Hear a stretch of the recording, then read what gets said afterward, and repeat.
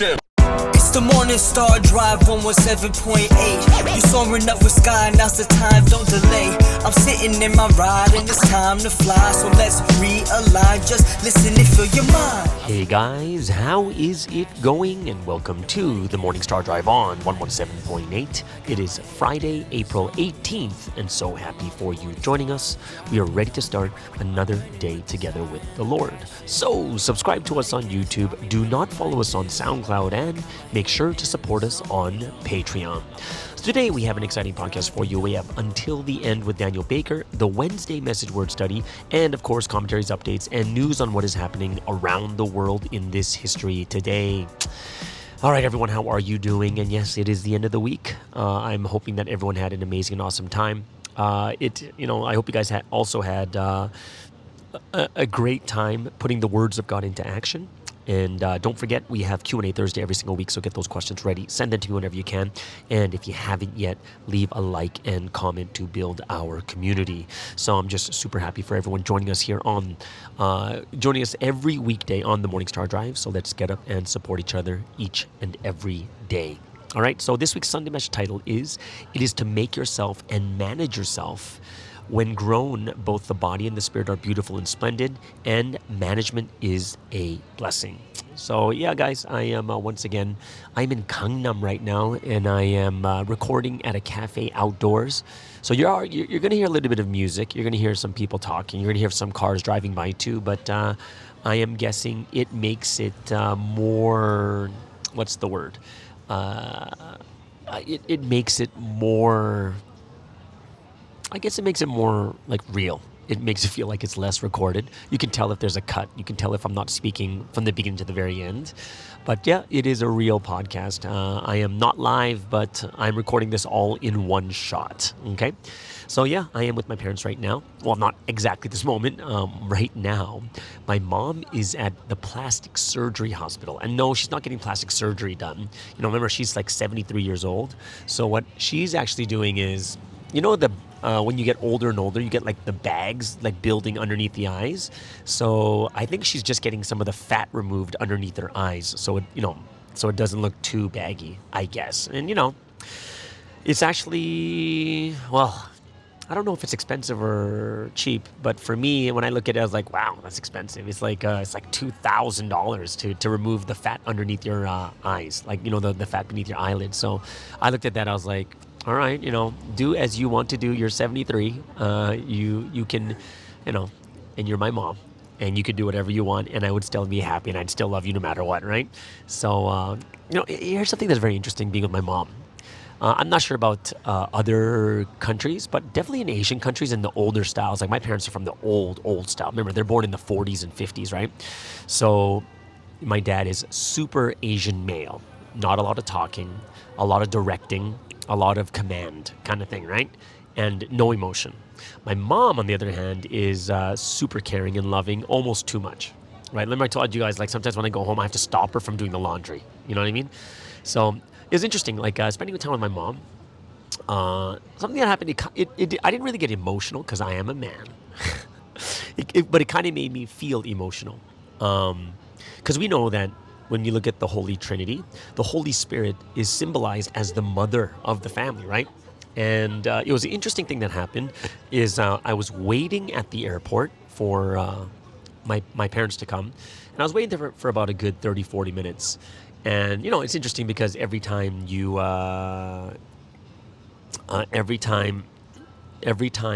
someone comes out, you're wondering, oh, is that my parents? Is that my parents? And you're kind of looking to see if they're in the back of the line or something like that, right? So I was at the airport waiting outside for them to come out, and really, really looking forward to seeing my mom, like I really was, okay? And a couple things came to mind. Like one of the things I'm very, very thankful for, especially my mom, is she was always on my side, no matter what. Like even when her brothers, so my uncles, remember when I evangelized all my cousins and stuff, my uncles found out that I was in Providence, and she still came to me and told me, hey, I trust you, and I'm on your side. Just, we don't want to mess with the family stuff, but she was totally on my side. And it was such a comfort knowing that the love my mom was giving me was not dependent upon what I did. You know what I mean? It's like it's not dependent. It's just you know, I'm the son, and whatever I want, not whatever I want, but I can, I'm going to be loved no matter what. And that was something that I was very, very grateful and thankful for. And it's that unconditional love. And I think, that a lot of people will say that, oh, but providence doesn't feel like unconditional because you have to take action. And the answer is no, you actually don't have to take action. Like there's no, of course we're hearing the message of take action, take action. And one of the things that, the reason why action is such a big thing is because as the Bible, this is from the Bible, if you love me, you will do as I command, right? So action is part of your love for the Trinity, right? To fulfill God's will. But one of the mistakes people have is a mix up the conditional love and unconditional love. So there is conditional and there is unconditional, right? But they are not the same. It's almost like absolute predestination and relative. The absolute stuff is absolute. It'll happen no matter what, right? Absolute love, the unconditional love is God's love for all people, and he wants everyone to be saved. You'll never get past that. That will always hold true, 100%, always hold true, no matter what. Right? So when I look at that, I'm like, yeah, that's absolute true. And I have no problem. That's something that I believe. This is why, in 2,000 years ago, God sent his only son to die for every single person that if they choose to, they could be saved. Right? And in this time period, too, so it seems not setting all these conditions just for people here. It's for everyone. But everyone has that relative predestination or that conditional love that they get to choose whether they want or not. Right? So everyone gets the same level of love, same level of grace. Everything is there. And then after you believe, there's the love on top of it, right? So everyone's getting the same level of love, but then there's love on top of that unconditional love, which is based upon what we do and how much we love God kind of thing, right? So for me I was just thinking back while I was waiting for my mom. I was like, oh man, and it's both my mom and my dad, but of course my mom is much more better at expressing it. But it's interesting. Because it's interesting because,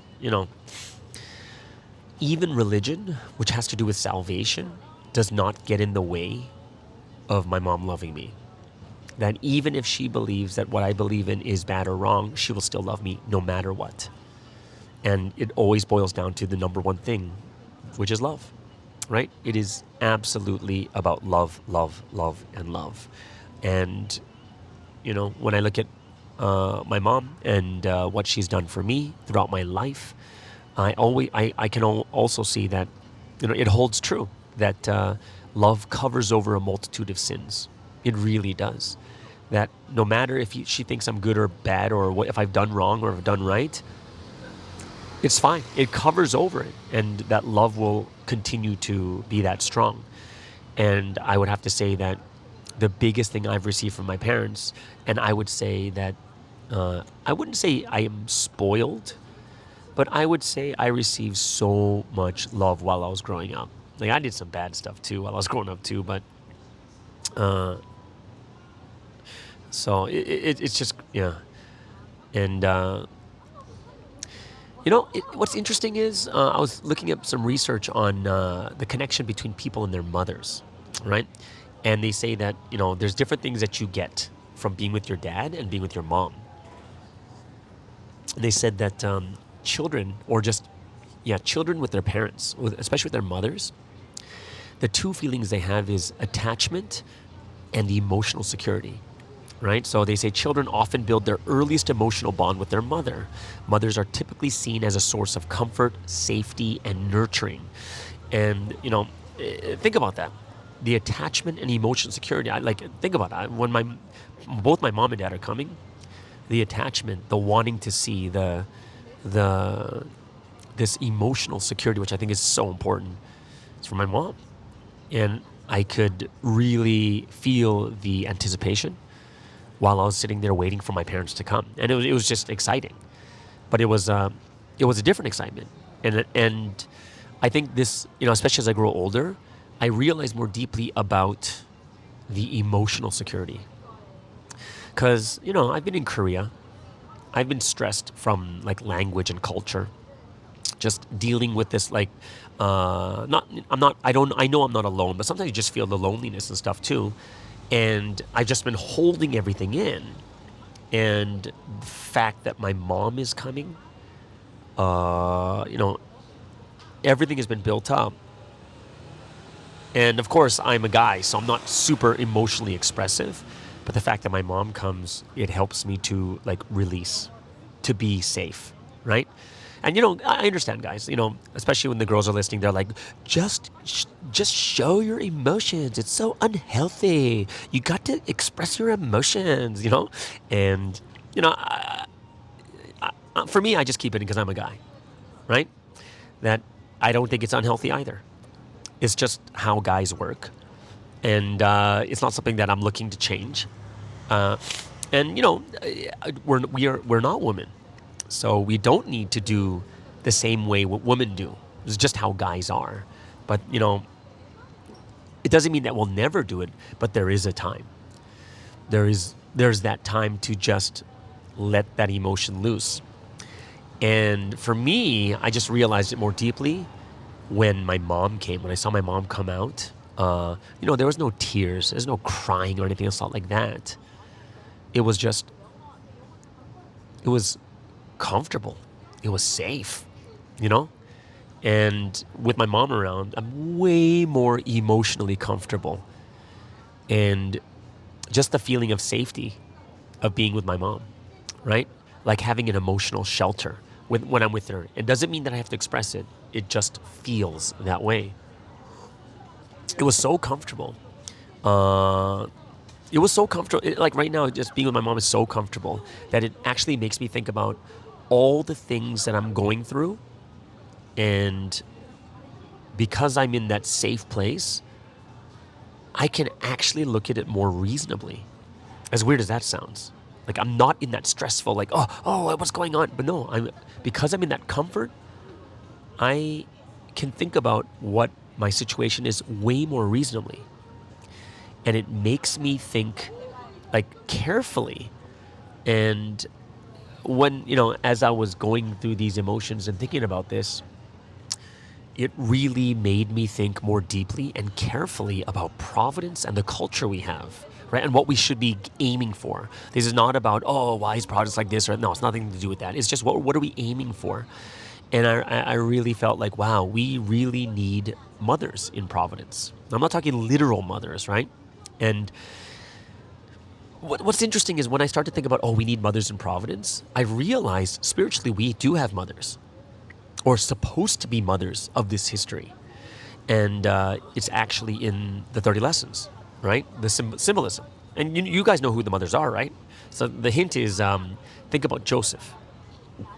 So what's that hint? Well, in Genesis 37, we learn the last day's lesson is that Joseph had a dream. And he dreamed that the sun, moon, and 11 stars were bowing down to him, right? And Jacob, his father, interpreted the dream right away and says, will I, your mother and brothers, bow down to you? Which means Isaac actually interpreted the dream to the father, mother, and children. And when you understand the symbolism, then you take it to the next level, the national level of Israel, which means the father, the son is the father in Israel is Moses, right? And then the moon is the mothers, which is the religious leaders, right? And then the stars are the people. So when you look at this, the moons are the religious leaders, right? It was the teachers of the law, Sadducees, Pharisees, the rabbis and stuff like that too. And in this time period, who's it talking about?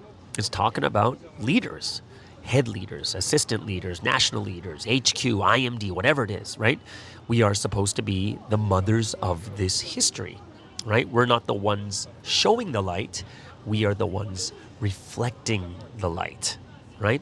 So what does that mean, right? And for me, I was thinking to myself as like, wow, just me being in the head leader situation, I'm like, whoa, that's not an easy thing to be, like a mother to give that feeling off, especially when the children are not yours. Now, what does that mean? It means that, it's easy to love your own children no matter what, but it's hard to love other people's children unconditionally, right? It is hard.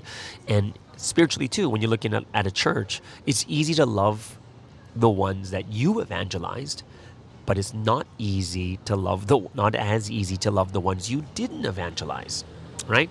And it just basically means that if you have your own children, it's very easy to love them to death.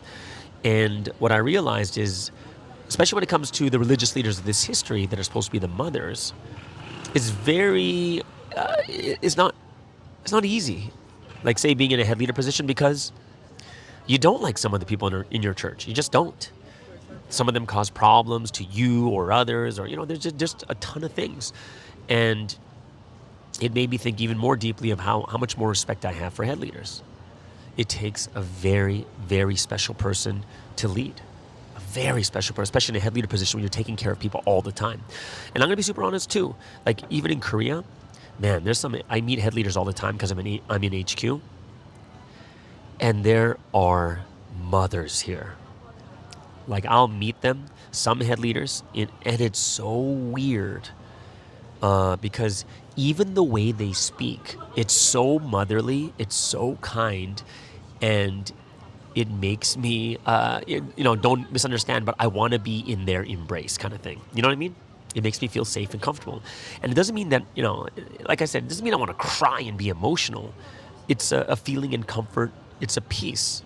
And I think that is something that is very, very Holy Spirit-like. And the only reason I was thinking about this is because I'm with my mom, right? And because I'm with my mom, I'm able to really understand and experience this like more deeply. Oops, yeah. I just cut off because guess what? My mic ran out of batteries, so I had to just I plugged my mic in now, so it's charging and I'm using it right now at the same time. But yeah, so yeah, I had that, these types of realizations and thoughts after, just thinking about my thoughts about my mom. As crazy as that sounds, but reality is, we learn from the physical about the spiritual, and this is why God gives us those symbolic comparisons. That's why God says, hey, I'm the Father, which means we look at our fathers to realize what God is like. Holy Spirit is the mother, so we realize what the Holy Spirit's like through our mothers. So I think it's a very, very good exercise every once in a while to really look at these things that God is showing to us. Today I'm actually, well, not today. This is, I'm recording here on Thursday right now for the Friday podcast. And tonight, in about, 6-7 hours, I'm going to be meeting my eldest uncle. So in Korean culture, and especially Asian culture, the firstborn male is really, really big, right? The firstborn male of the entire family. So on my dad's side, the eldest brother, he's got 3 children, which are 3 of my cousins. And what's kind of interesting is on my dad's side, he's got 2 brothers and 1 sister. And of all the cousins, like all the children, I'm actually the youngest, which is crazy because I'm like 46, right? Turning 47 this year, and I'm the youngest out of all the cousins. But we're going to be having a dinner tonight, so I can't wait to see the families and the kids and stuff like that too. But yeah, it's really interesting because I haven't seen them in like 20 years. Actually, it might be more because the last time I saw my cousin, my female cousin, it was in 2002. That's the last time I saw her, which means it's been 20-something years. And even my eldest cousin, who's also, he's like some CEO of a company, and then my other cousin is a doctor and stuff like that too. But it's really crazy. I haven't seen them in a long time, but I can't wait to see the kids and stuff it'd be like my nephews and nieces kind of thing. But yeah, I'm really excited to meet them. My brother's coming today too. My brother's coming in about 3-4 hours, so I'm looking forward to seeing him also and to have the whole family here in Korea. So I'm quite excited, and I'm really, really hoping that I'll be able to realize even more deeply about this history through my family. And I think it's something really important, And for me, I think this is one of the best things about being in Providence is no matter what our situation or circumstance is, we're always thinking about God, and we're always realizing about this history even more. And I think that's an important part. What makes this history so great is we are realizing about God literally in our everyday life whenever something happens.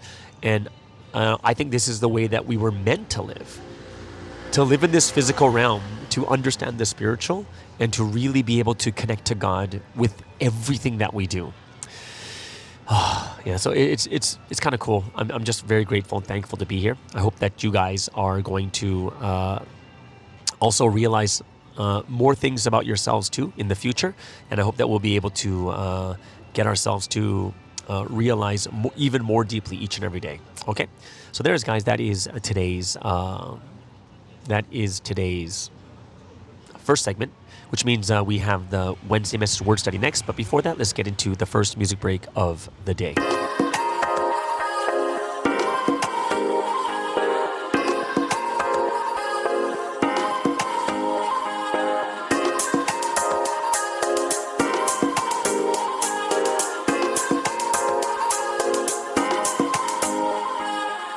He can take you where you wanna go. You gotta really show him that you want it though. He can show you where you wanna be. You gotta put in words that'll be unseen. Look, and it's just like that. Take it to the golden city just with a snap. You don't even got a trip, no, we got your back. All you gotta do is sit back and relax. There's this love between you and I that is so strong. I don't wanna ever lose it, then I'll be alone. But if I leave his arms and wander, I'll be sitting all alone just to ponder. Make up your mind and act as you should. I'ma show you we can be the greatest dude I ever stood. Living with the Lord every day is like my paradise. If you leave your worries and concerns to him, you'll be alright. Really wanna live with happiness and hope. You gotta live with the one you love the most. And don't forget that even on darkest roads, just find the Lord and grab your heart. Control your deeds. A pretty paradise right from the start. Paradise. All the night brings darkness. You're like the sun, yeah, you always shine so bright. And I can't wait to see you, cause you are my only paradise. Together we're the greatest. Just like the moon and the stars, we light the night. And I can't wait to see you, cause you are my only paradise. The weather's fine, the temperature's cool. 7 on earth, cause I'm with you. Ain't nothing better when we live forever. When we make ourselves to be one true love. Birds of a feather flock together. And it's just like that. Give you my love, cause I don't hold back. Pour me your love, cause I know you got stacks. This love is real, cause we got it like that. Sandy walks on the beach, summertime. Feel the heat, that's a love paradise. Holding hands, cool breeze, cloud 9. Make heaven together with you and I.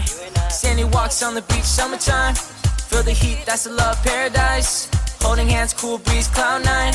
Make heaven together with you and I. Hey. You wanna live with happiness and hope. You gotta live with the one you love the most. And don't forget that even on darkest roads, just find the Lord and grab your heart. Control your deeds. A pretty paradise right from the start. Paradise. All the night brings darkness. You're like the sun, yeah, you always shine so bright. And I can't wait to see you, cause you are my only paradise. Together we're the greatest. Just like the moon and the stars, we light the night. And I can't wait to see you, cause you are my only paradise. He can take you where you wanna go. He can take you where you wanna go. He can take you where you wanna go. He can take you where you wanna go. He can show you what you wanna know. He can show you what you wanna know. I have realized I'm not alone, because living with you is like my paradise. All the night brings darkness. You're like the sun, yeah, you always shine so bright. And I can't wait to see you, cause you are my only paradise. Together we're the greatest. Just like the moon and the stars, we light the night. And I can't wait to see you, cause you are my only paradise. All the night brings darkness. You're like the sun, yeah, you always shine so bright. And I can't wait to see you, cause you are my only paradise. Together we're the greatest. Just like the moon and the stars, we light the night. And I can't wait to see you, cause you are my only paradise.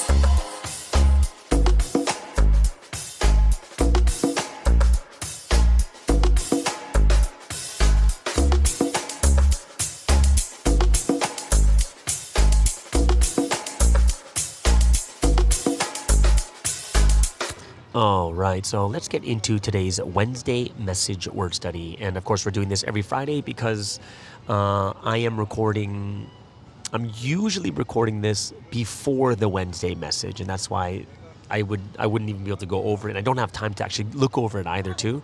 So let's get into it. This is the April 16th message for Wednesday, and the title for this week's message, Wednesday message, is Consider Management as Life, and that's a big amen, and that's something that I hope that everyone is putting into action as much as they can, right?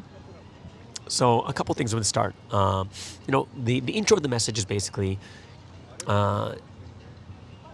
in all things that exist in this world, including people, if they don't get managed, they don't work, they lose their light, they don't seem that great anymore. Why? Because everything in this world is temporary, which requires us to manage it, right?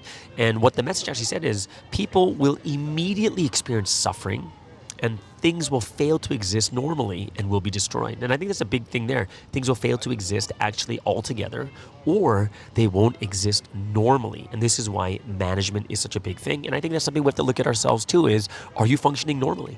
Like, look at yourself when you were at your best. Look at yourself when you're doing well spiritually.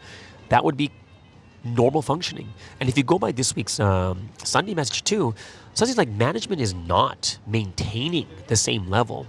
To manage is to make it better, make it constantly better. That's true management, right? So if we want to be those that really shine, what do we need to do?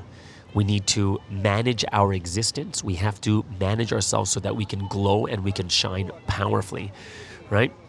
And the way the message puts it, I liked it even more, is like, if you really manage yourself well, then your authority grows. And I'm like, oh, what does it mean by authority? It's not talking about like power and authority over others, but the authority in the thing that you're great at. It becomes dazzling, beautiful. It becomes incredible. And you'll have authority because of how good you are at something. For instance, if someone is amazing at evangelism, they have authority in evangelism, and everyone's going to ask them, how do you evangelize? That's your authority. You never ask. It's not like you have power over people. It's because you do it so well.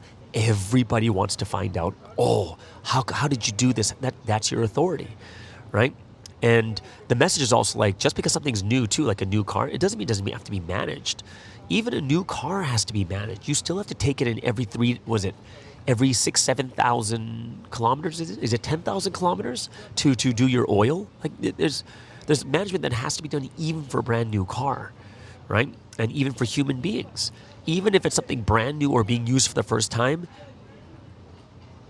the message said, if it's new, it should be managed even more. That's interesting, right? And then on top of it, after saying if it's new, it should be managed more. And then it also says, also, some things you need to use sparingly, right? Remember, there's only one of you. There's only one of the thing that you're using. So if you use that one thing sparingly, grow it, and then you'll gain hundreds of times more, right? So there's a difference between, it's like, what's that saying? If you give a man a fish, he can eat for a day, but if you teach a man to fish, he eats for a lifetime, kind of thing, right? Yeah. So there's a lot of things too that we might be able to only understand or gain something for that moment. But if you want to gain hundreds of times more, you got to kind of sow the seeds more than just eating that fruit just one time. And this is a kind of a scary one too that I think all of us can recognize is if you don't manage yourself, what happens? Satan's demons and ghosts will drag both your body and spirit around, right? Ultimately, both your spirit and body will suffer from a disease that leads to death and be finished forever, right? So it's talking both the body and the spirit. Sometimes we're only managing our bodies. Sometimes we're only managing our spirits. We got to do both or we're going to be dragged around, right? And I think Sunseem is the greatest example of this. The greatest example he gives is every single thing that he has received from God, every rock and every tree, even people, he values them so much to the point people get jealous. You know what I mean?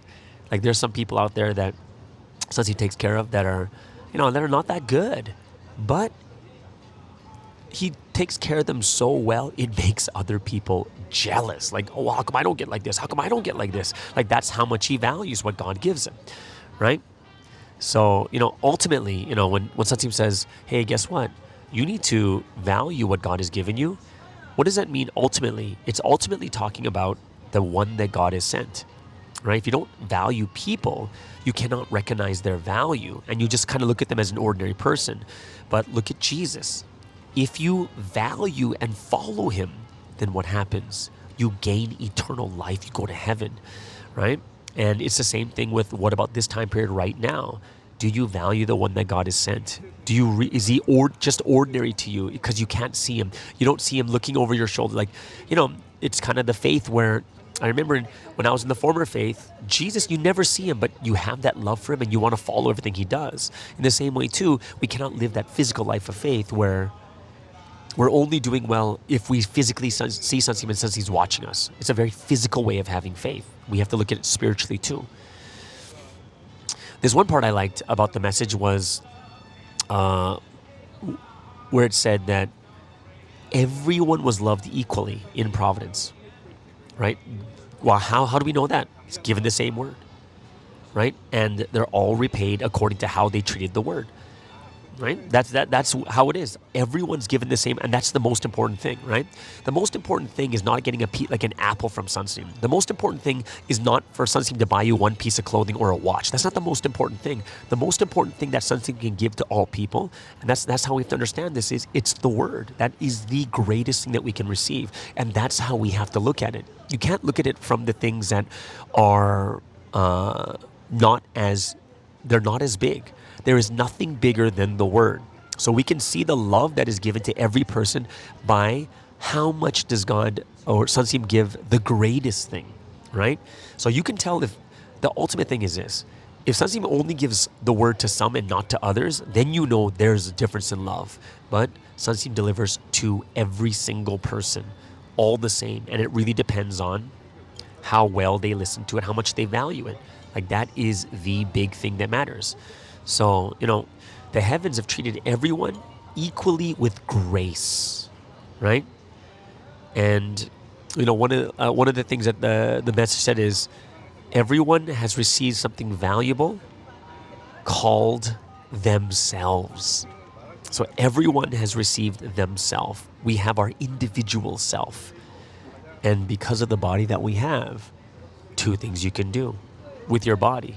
You can use your body for the heavens, or you can use your body ordinarily as a regular person, and you live in the domain that you deserve to be in. That's just the way it is. God gave grace to everyone fairly. However, a person who lived while valuing it and considering it as life prospered, while another who lived ordinarily while rejoicing only for that moment ended, right? They just kind of lived the life as they did before. So, so that was a really, I thought that was a very powerful point also. This one here too is interesting. The difference between success and failure lies in the difference between whether you make your heart strong or weak.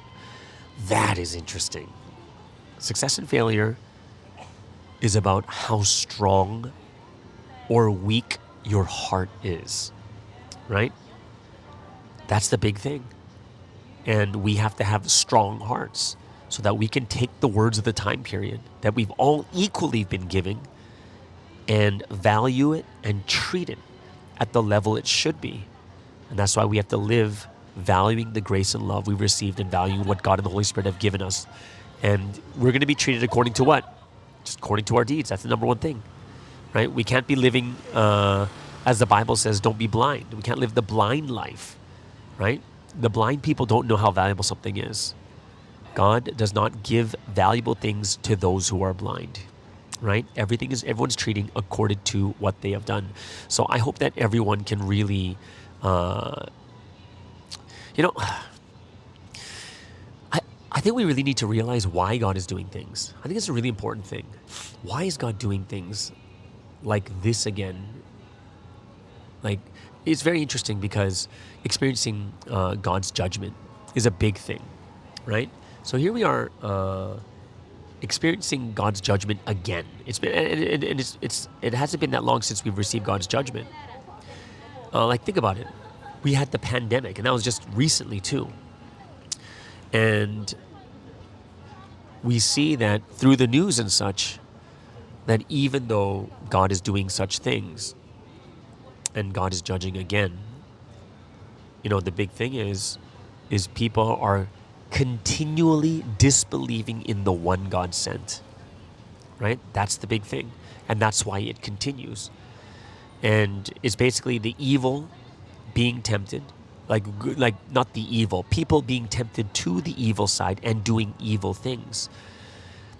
But here's the one thing that's really I find this so hard. It's kind of gutting when I think about this, because even though they're coming against us, even though they're doing all these wicked things, those that are evil, if the righteous save them again, so again meaning save them again, people who are here but left kind of thing, right? By setting the condition, the path of life will be open for them again thanks to that righteousness. And it's not going to be because of themselves. It's going to be because of the righteous who open the path for them. And this is when the wicked come to the light, which is something that I think is a little bit hard, because sometimes we think that they deserve it. But reality is, I don't think, we're not God. We don't know everything. We don't know how much goodness is left in remaining in certain people. So, yeah, I think we need to reach that level. Right? The wicked have no choice but to go their way and depart towards death, unless the righteous set the conditions to save them.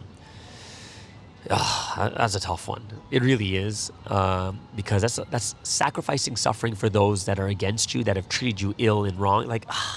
It's tough, but it's what we should be doing. It's to realize the absolute depth of God's love towards all human beings. I think we need to realize that deeply, right? And I think it's something that we have to prepare our hearts and minds to do that well. Yeah, it's so it seems like, please find and raise up those who used to attend Providence, but are sitting down now because they lack strength. Right? And I think that's something, but these are like the lost sheep. And I think these people are not the slanderers and people like that, right? So yeah, it's something that we need to do. We got to find those lost sheep. So there's a lot of work to be done, and we have to run and not just remain seated as we are, right? So it's time for us to get back up. It's time to use the talents that God has given to us, and we have to return with more, right? We have to return with even more. That when one bag of gold is given, we have another bag of gold in interest that we give back. Like we're giving back. We're not just holding on to something, right? So one of the last things Sunseem said was, only someone who lives while considering something to be life, and while valuing it, will know and gain more as they walk that path. After gaining one seed, only if you think it's valuable, sow it, give it fertilizer, and manage it as if your life depended on it. Will you finally gain fruit? It is like that, right? So, yeah, that is the Wednesday Message Word Study. It was a short message, and I hope that you guys gained a lot from it, but it's true. Management is life, and it's almost literally life, because think about this. If you find someone who is sitting out because they're really tired, don't have strength to continue in Providence, if you manage them, they come back to life. Right? Those who have left Providence, you set the conditions for them, you manage them well, they come back to life, right? So that is something I think that we can all think about really well too, all right? So there is, guys, that is the Wednesday Message Word Study for today. Hope you guys really enjoyed it. All we have left is Daniel Baker with Until the End. So we'll get there right after the last music break of the day.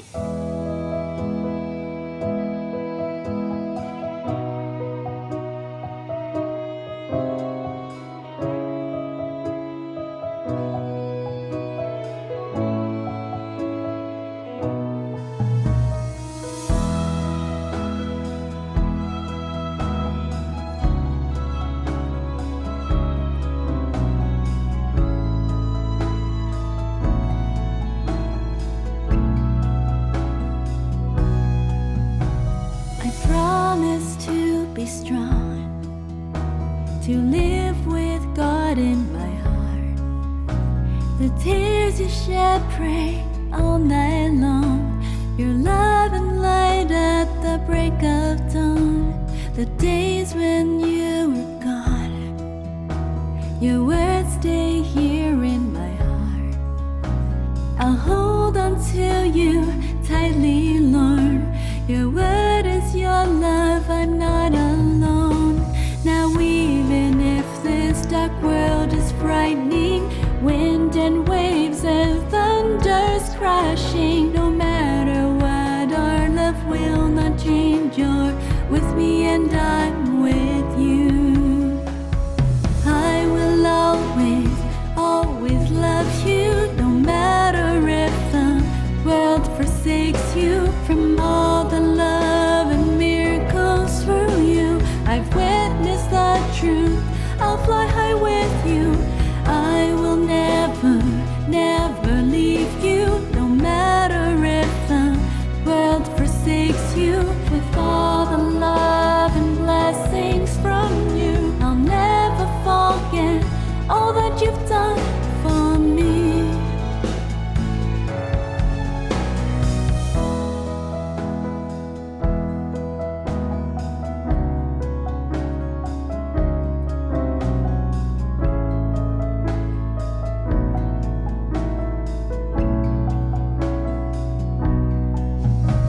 I promise to be strong, to live with God in my heart. I will not waver to wrong thoughts. I'll stay right here where I belong. You suffered all along. Your wounds lie deep in my heart. We'll guard you, Lord, till your pain's gone. We'll comfort you, so lie in our arms. Now even if this dark world is frightening, wind and waves and thunders crashing. No matter what, our love will not change. You're with me and I'm with you. I will always, always love you. No matter if the world forsakes you. Your love for God burns so brightly. Rise out of ashes. Your light will set me free. I will never, never leave you. No matter if the world forsakes you. With all the love and blessings from you, I'll never forget all that you've done for me.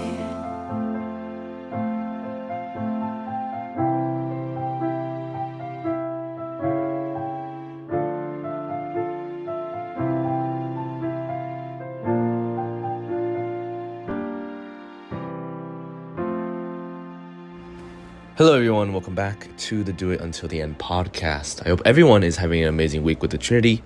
Let's have an amazing podcast segment together. Now, yes, it's been a while. 2 weeks since I've done the podcast. Past couple weeks has been one of the most craziest, most busiest couple weeks I've ever had. Just because such a big change, but also it's just such a time-consuming time to be alive for in my personal case. Living in a new country, living in a new environment, it drains you. It makes you a little bit weaker. And personally, right now, I have like a cold that I've been fighting for the last 2 to 3 days, and it just sucks. However, it won't stop me from doing this podcast today.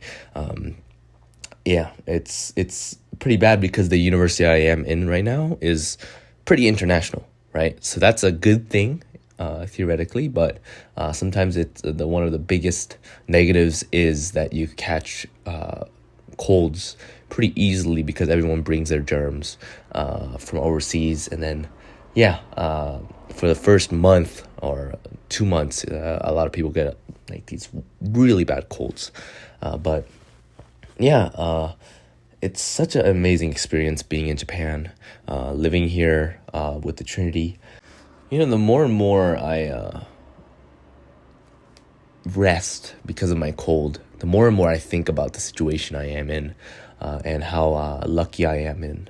Even though I have this very bad cold and I feel very down, I can't play volleyball, I can't go to the gym, I can't do the things that I really like to do and really enjoy. I also know that it could be worse.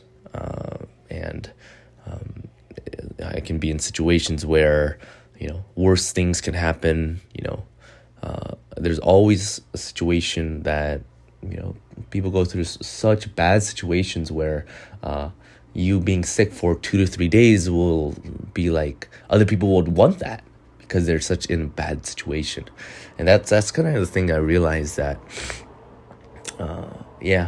even though I have a cold, even though my body is suffering a little bit here and there, I need to do the things that I need to do, but also I need to really realize that the life I have right now is God has given me a life of purpose, but also a life that is comparatively easier to some other people, right? There's still a lot of people struggling from starvation, even 50 to 70 years ago in like Japan, right before World War II.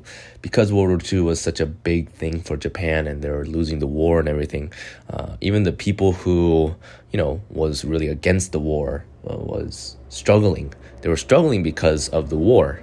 And trade was blocked off. People weren't able to eat.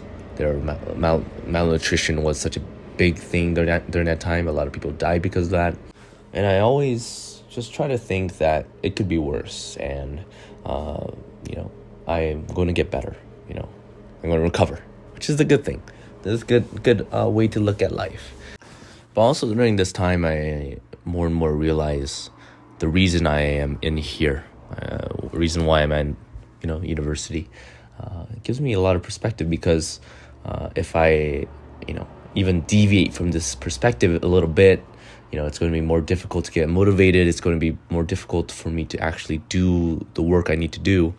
But the reason I'm here is to learn, right?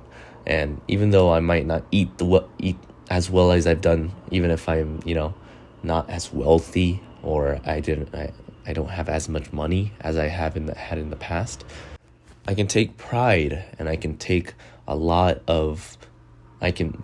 of focus just to learn, just to better myself, right? And if I learn the right things at the right time, and I'm able to prepare for the future job I'm going to have, or the future company I'm going to build, or the future that God really prepares for me, I'm prepared. I learned the things that I need to learn during that time. However, if I'm not in a growth mindset, and I'm just not focusing at all, not having a good time, just stagnant in my abilities, you're not going to improve. You're not having an improved mindset. And one of the best things that I really like to do, especially when I have like a massive daunting task, and which to be honest is pretty scary because it's such a big task, but I really want to maintain a growth mindset, is I like to use the word yet, right? And this is the biggest example for me is Japanese. I'm not good at Japanese, 100%. That's just facts. I'm not good at Japanese. But if you put that one word in the back of that sentence, yet, I'm not good at Japanese yet, but I'm chipping at it. But I'm doing it, little bit. That's such a big mindset you can have, right? And it really gives you, what it gives you is a mindset that each step is the process. And each step, suddenly, if you stop taking those steps, it's pretty interesting how to really improve in something, you don't improve suddenly, like in just one day. The process of doing one thing over and over and over each single day, and doing that for 2 to 3, 4 years, that's where the true improvement is. That's where suddenly, especially for languages, after like a year, you might feel like, oh, I'm wasting my time. And then a lot of my friends say suddenly, after like a year and a half, some people even get it earlier, their skill just skyrockets, and they're able to have conversations, they're able to write, they're able to read really, really well at a higher level. But you just need to believe in the process, use the word yet really well. So yeah, my body isn't 100%, healthy yet, but soon enough, I should be fine. And I've been eating well. I've been drinking a lot of vitamins, a lot of electrolytes, and it's kind of amazing how, a lot of the friends I've made along the way, they're helping me out a ton. Like, it feels like God is really helping me through my friends. They're giving me medicine, they're buying me dinner and lunches, and yeah, it's kind of crazy, but yeah, a lot of gratitude to the Trinity and of course to my friends, because it's difficult when you get a severe cold like this. It's like I haven't had a cold this bad since COVID-19. So yeah, I should be good. Yeah. So to everyone who is going into the end, let's walk this path together. Peace out, guys. Bye-bye. It's the Morning Star Drive 117.8. You soaring up with sky, now's the time, don't delay. I'm sitting in my ride and it's time to fly. So let's realign, just listen and feel your mind. I'm burning with desire and the passion. Nobody can stop me when I'm like this. I got my head in the zone, I'm on the Morning Star Drive, I'm burning with desire and the passion. Nobody can stop me when I'm like this. I got my head in the zone, I'm on the Morning Star Drive,